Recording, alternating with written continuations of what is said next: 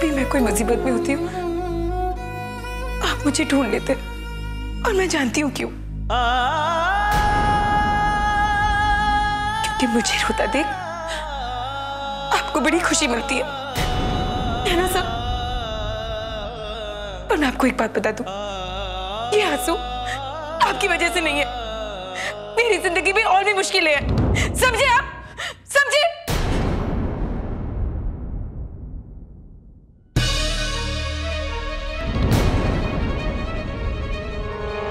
संभाल के गीत, संभाल के। दूर रहिए मुझसे आप, समझे आप? दूर रहिए मुझसे, मुझे आपके झूठे सहारे की कोई जरूरत नहीं। और वैसे भी मुझे रोता देख आपके मन को चैन मिल गया होगा ना, तो अब यहाँ खड़े क्यों है? चली जाइए यहाँ से, चली जाइए। गीत, तो मुझे इतना ही समझ पाई हो?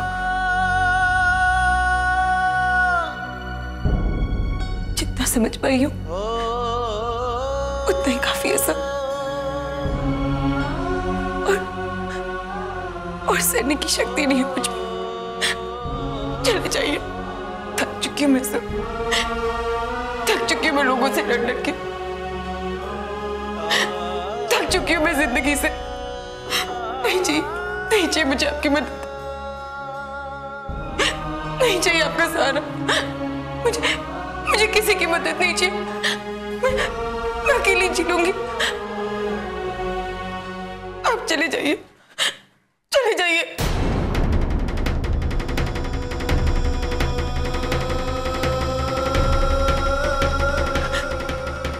गीत, मुझे लगा था शायद मैंने तुम्हें समझने में गलती की है, लेकिन नहीं, मैं बिल्कुल सही था।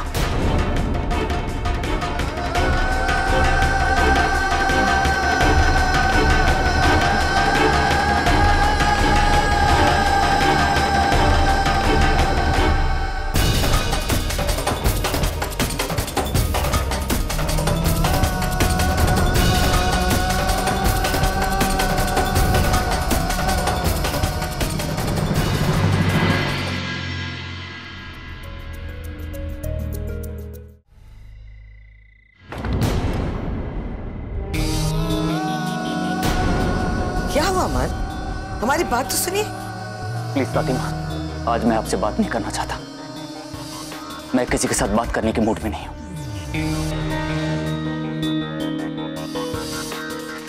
क्या बात है बेटा, बहुत गुस्से में हो? वो मेरी सेक्रेटरी अपने आप को ना जाने क्या समझती है। मैं उसके घर उससे बात करने गया और उसे लगा कि मैं उसकी चप्पल उसके सर पे मारने आया। एकदम पागल लड़की है वो। नहीं, पागल नहीं, बदतमीज लड़की है वो। मुझे उल्टा सीधा कहने लगे, मुझे घर से जाने के लिए कहा। जॉब छोड़कर वो गई, फिर भी मैं उसे मनाने के लिए गया, लेकिन नहीं, वो तो आसमान से उतरी हुई कोई परी है ना, मेरी बात क्यों सुनेगी? एक बात नहीं सोचा कि वो इस शहर में नहीं है, जॉब छोड़ के वो करेगी क्या? लेकिन सोचती कैसे? दिमाग होता तब तो सोचती ना हो। पर गीत तो मान से माफी मांगने गई थी, तो फिर हुआ क्या? क्या बात है बेटा, आपको उनकी बहुत फिक्र है? फिक्र तो किसी ना किसी को करनी ही पड़ेगी ना, उसको तो अपनी फिक्र है नहीं, तो मैंने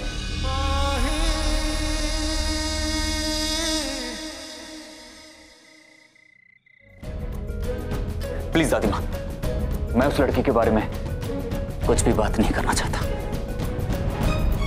जो मुंह में आया बोलती चली गई। मुझे क्या खुशी मिलती है उसके आंसू देखकर? उसे पता भी नहीं है कि उसके आंसू पोंछने के लिए मैंने क्या क्या नहीं किया। बेटे, अगर आप चाहें तो आप मुझसे बात कर सकते हैं, दिल हल्का हो जाएगा आपका।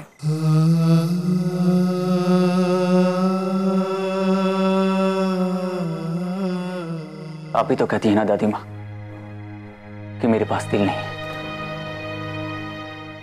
तो आप दिल के बारे में क्यों बात कर रही हैं? मानसी खुराना के पास ना तो कभी पहले दिल था और ना ही कभी होगा।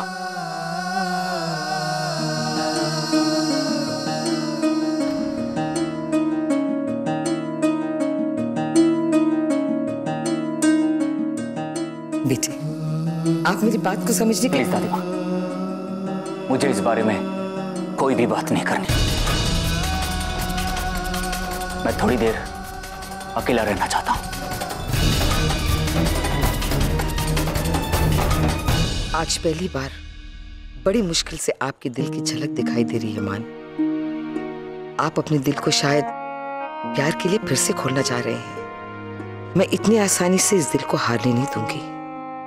नहीं नहीं, सिर्फ तुझ दानव नहीं, दानव जिसके 10 सिर है और सारे सिर के दिमाग बस एक ही बात में लगे रहते कि कैसे इस गीत की जिंदगी को और मुश्किल बनाए।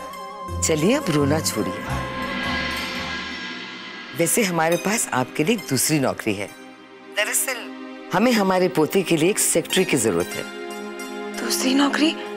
क्यों, वापस वहीं पे जाके काम करना चाहती हो? नहीं। तो फिर प्रॉब्लम क्या है? हमें तो ऐसा लगता है कि हमारे पोते के लिए आपसे बेहतर कोई हो ही नहीं सकता है। मतलब कि उनके सेक्रेटरी के लिए। देखिए, हमारे पोते ज्यादा काम घर पे ही करते हैं, इसीलिए आपको हमारे घर के आउट हाउस में रहना होगा। आपको इस बात से कोई एतराज तो नहीं है ना? नहीं मैम। इसी वजह से आपको एक जॉब भी मिल जाएगा और रहने के लिए अपनी जगह भी। आपका बहुत शुक्रिया कि आपने मुझे इस लायक तो समझा, पर क्या मैं सोचने के लिए एक दिन ले सकती हूँ? हाँ बेटा, बिल्कुल, अच्छी तरह सोच लीजिए। हम आपके जवाब का इंतजार करेंगे। जी मैम। बस गीत मान जाए तो सब कुछ ठीक हो जाएगा।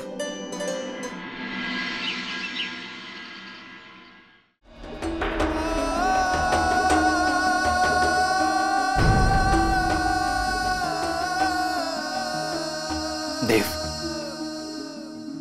तुम कुछ कह रहे थे? जी ब्रो, मैं कह रहा था कि अगर मैं भी आपके साथ ऑफिस चलूं तो। पर तुमने तो कभी किसी काम में कोई इंटरेस्ट नहीं लिया।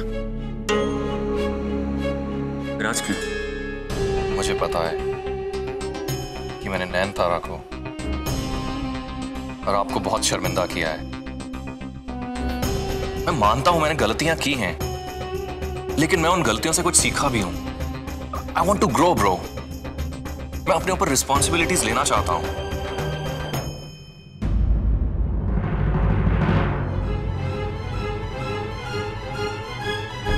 ऑलराइट, पर मैं उम्मीद करता हूं कि इस बार तुम मुझे शिकायत का मौका नहीं दोगे।